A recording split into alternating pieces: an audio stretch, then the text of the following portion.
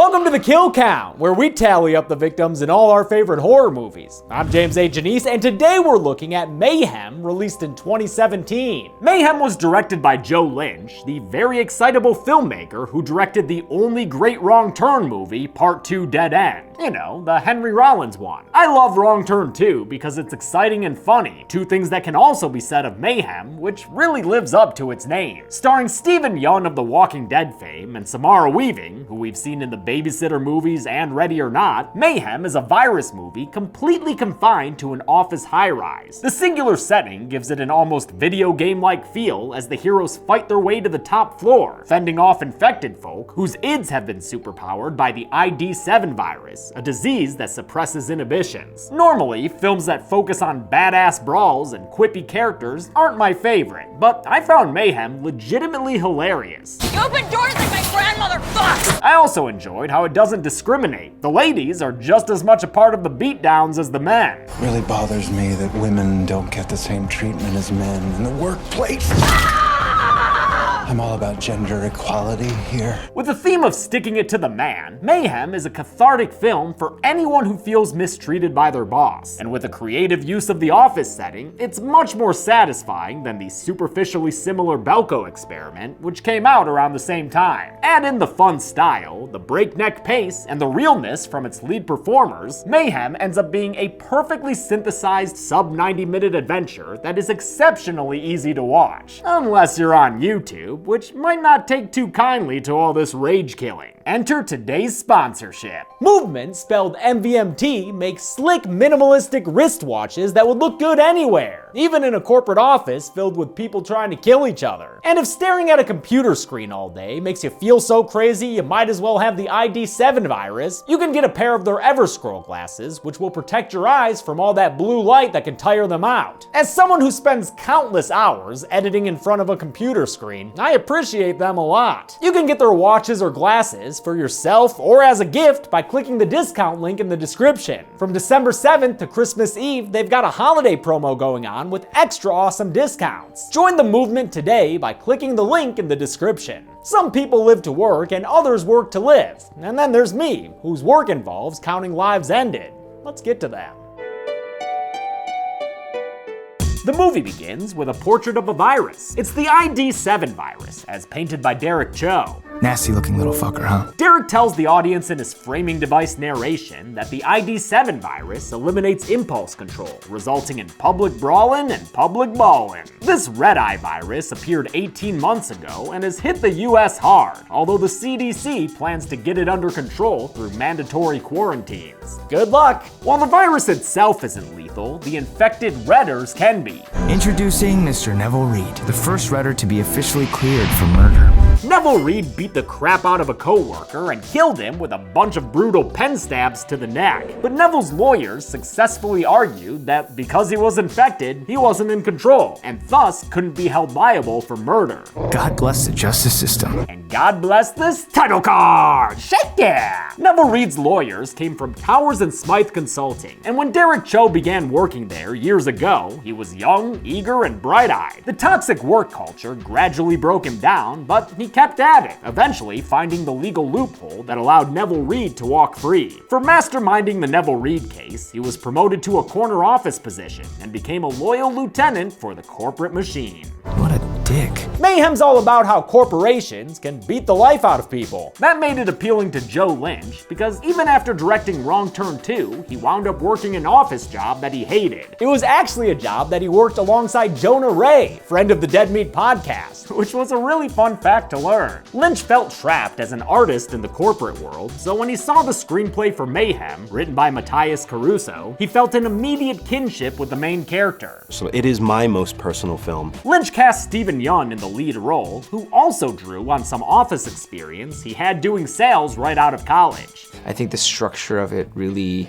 didn't vibe with how I wanted to express myself or where I felt like I wanted to go. This was one of Yeun's first big roles after leaving The Walking Dead, and the movie wouldn't have been the same without him. You know, you cast this movie wrong and it can be incredibly mean. Derek has a meeting with a woman named Melanie, who's here trying to reverse a foreclosure on her home. He sees that the order came from board member Irene Smythe, so there's nothing he can do to help Mel. But don't blame him, he's just the messenger. No one raindrop thinks it caused the flood. Oh, I love Tom Petty. Wait, was that Petty? Though Melanie wants to speak to Ms. Smythe personally, Derek instead has her forcefully removed. Whew, making someone homeless sure does work up a thirst. Too bad Derek just drank himself some ID7 flavored water, though he can hardly be blamed. That shit's all over the place. Derek gets an elevator passcode to go see the company's director of operations, Clara Powell, alias the Siren, since she always has the boss's ear. She's throwing Derek under the bus for a problem they're having with a client called Vandecorp. Even though it's not his case, she's setting him up to be the fall guy. Using her fancy top-level elevator key, they take it up to John Towers, alias the boss, a man who likes to use art to make his points. Derek tries to plead his case and says that Kara's to blame for the Vandecorp crisis, but he gets kicked out of Towers' office, and Kara soon rejoices in telling him that he's been fired. Derek vows to fight for his place in the rat race, saying he'll take this to the Nine, TSC's board of directors. But it's too late for that. The Nine, which includes Irene Smythe, have already voted for Derek to go down, which is why Towers sends in head of HR Lester McGill, alias the Reaper. He's played by Dallas Roberts, who, like Stephen Young, was in The Walking Dead, having played Milton in season 3. Poor Milton. The Reaper's here to fire Derek, and he's got no fucks to give. He's only doing his job. File that under N for not my problem. Derek is on his way out of the building when a whole bunch of SWAT trucks roll up and force everyone back inside at gunpoint. If that wasn't alarming enough, the CDC also breaks out that wonderful yellow caution tape that I would have used as set deck for this kill count, but apparently I lost it in the move. The CDC tells Towers and the Nine that their building's been locked down for quarantine. A vaccination is being pumped into the air system, but it's gonna take 8 hours to cure everyone of the virus. I love the use of this ticking clock device. It's a simple way to add to the movie's energy. In the meantime, folks are gonna have to fend for themselves, which is why the already infected Derek stabs an aggressive guy in the foot and beats him until he's pulled away by his good friend Ewan Niles. I just kicked his ass!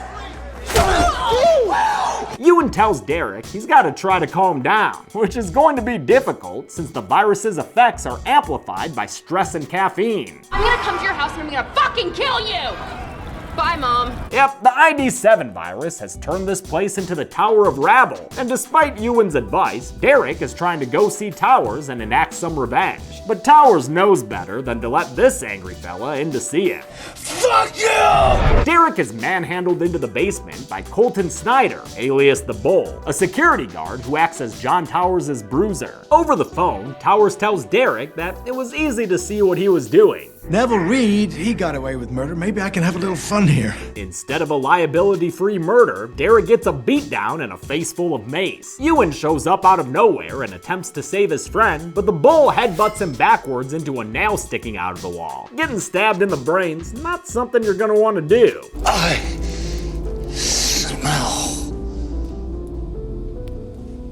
toast. Unless maybe you like the smell of toast or something. I don't know. Derek is knocked out, and when he awakens, he finds himself with a spittin' mad Melanie blaring metal from her earbuds. They exchange a spit for spat, and then a couple of blows back and forth, because Mayhem ain't afraid to show ladies kicking ass and getting their asses kicked. Melanie was thrown down here because of the lockdown, and doesn't give a damn that Derek lost his job. But he offers her a partnership of convenience. If she helps him get out of here, he'll take her to Irene Smythe, the woman who foreclosed on her home. How's that sound, Mel? Are you gonna stop being an asshole?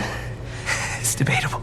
Yeah, yes. Derek somehow puts together a working phone and uses it to call Vandecorp, who then phones in to Towers and the Nine. Don't worry though, Towers is ready for this shit! A bunch of alpha corporate jargon is exchanged, passing the blame for the case's failure all around. But ultimately, Derek tells Vandecorp that TSC messed up the account. I believe they dropped the ball, sir.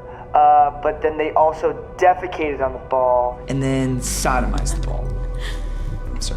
With such a huge client relationship torn asunder, Towers orders a repeat beatdown for Derek. Repeat down? Derek gets the jump on his enforcers and uses his anger at his corporate overseers to, I think, beat this one guy to death. He looks dead, right?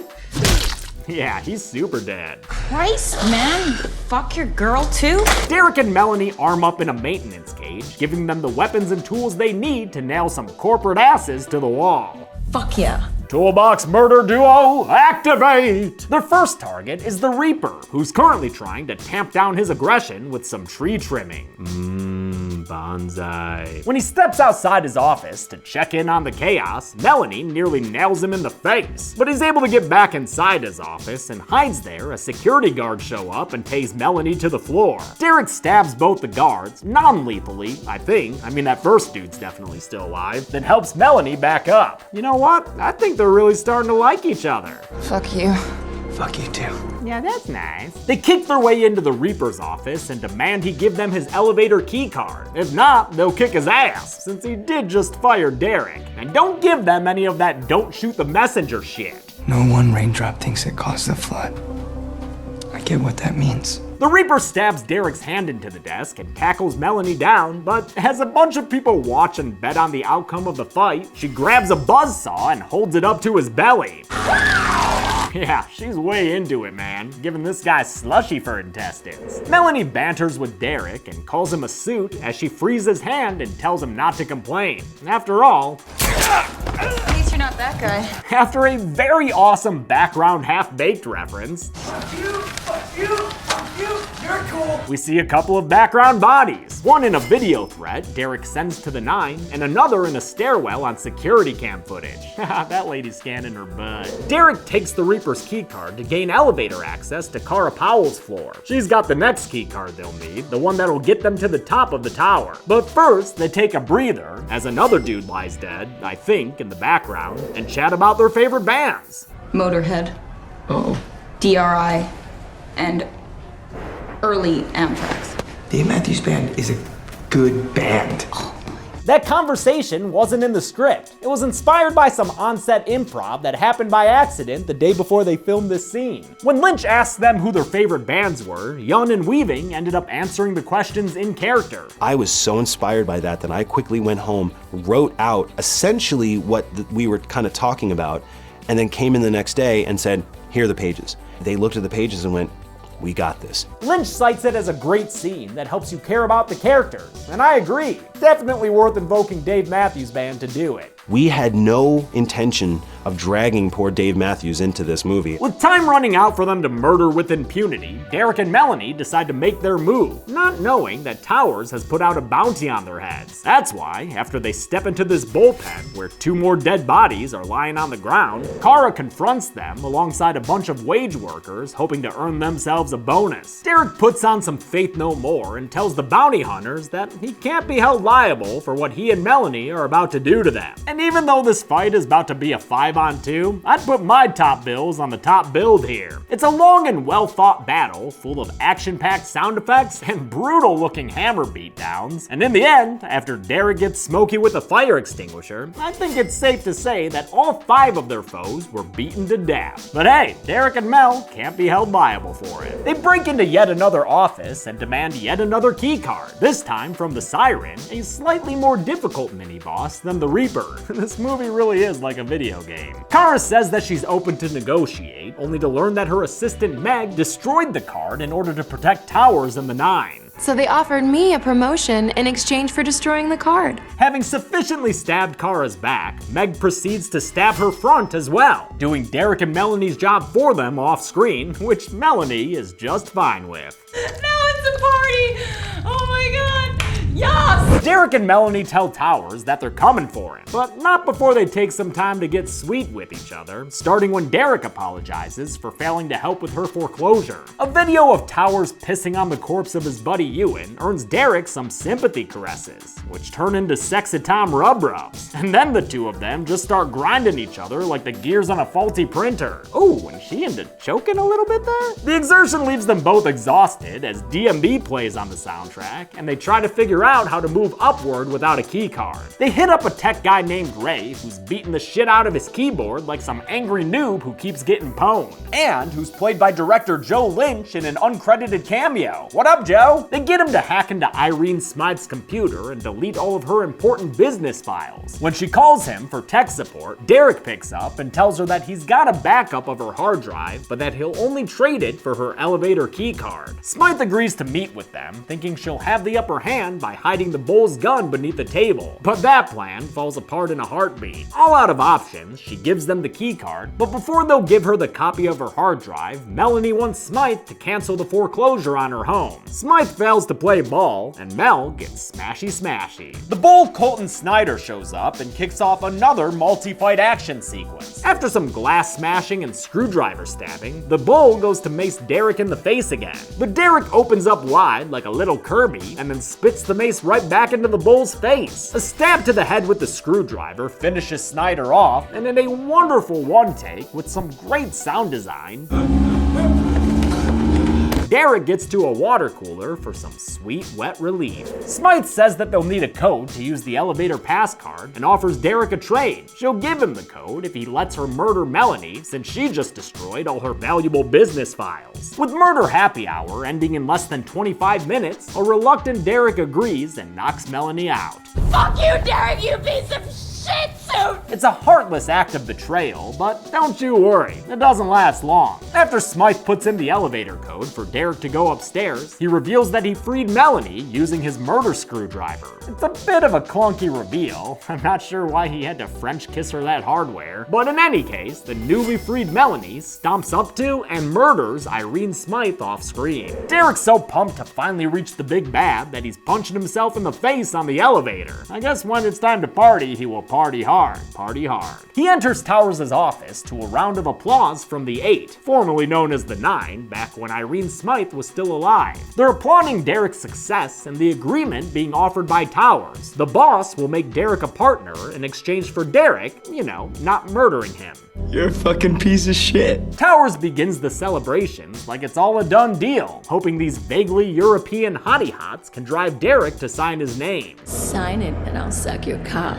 Sign it and I'll help. But Derek is less moved by the offer's hefty sum and fellatio bonus than he is by seeing Melanie's foreclosure notice, so he rejects the promotion, turning the sexy pot sweeteners into stabby assassins. Can't say too much for their accuracy though. With the femmes fatales taken care of, Derek and Towers finally confront each other for an all-out golf club versus crescent wrench fight! Derek is blinded by some pocket coke and beaten pretty badly, but eventually he leaps into a face punch to turn the tides and hit Towers into oblivion. He yells at the 8 that it's time for a board decision, and knowing when to cut their losses, they vote to end the boss's life. After one more insult from Towers, Derek punches him over the railing and sends him falling down the center skylight of the high-rise with his name on it. Towers falls past fighting and a dead body on the right as he hurtles towards another body already bleeding out on the floor. Eventually, he joins them in death and smacks into the ground. A wrap-up narration by Derek reveals that with the board of directors fucking terrified of him, they made him a new offer, Towers' job at the very top of the corporate ladder. Derek signed the offer, but only long enough to cancel the foreclosure on Melanie's house. After that, he quit the position so he could find time to take painting classes with his cute new girlfriend. The movie ends with him telling the audience to not let work rule their lives. Good go-home message, brah. How many non-liable murders occurred throughout Mayhem? Let's find out and get to the numbers. Woo!